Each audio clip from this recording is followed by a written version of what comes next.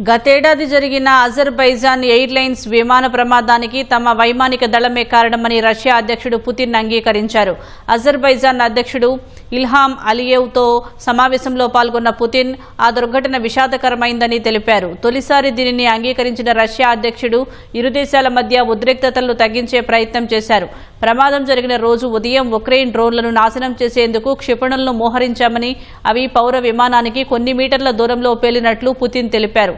అయితే పౌర విమానంపై నేరుగా క్షిపణి దాడి చేయలేదని, శకలాల వల్లే విమానం దెబ్బతిందన్నారు. బాధితులకు పరిహారం అందించేందుకు అవసరమైన అన్ని చర్యలు తీసుకుంటామని, సంబంధిత అధికారులపై చట్టపరమైన చర్యలను పరిశీలిస్తామని చెప్పారు.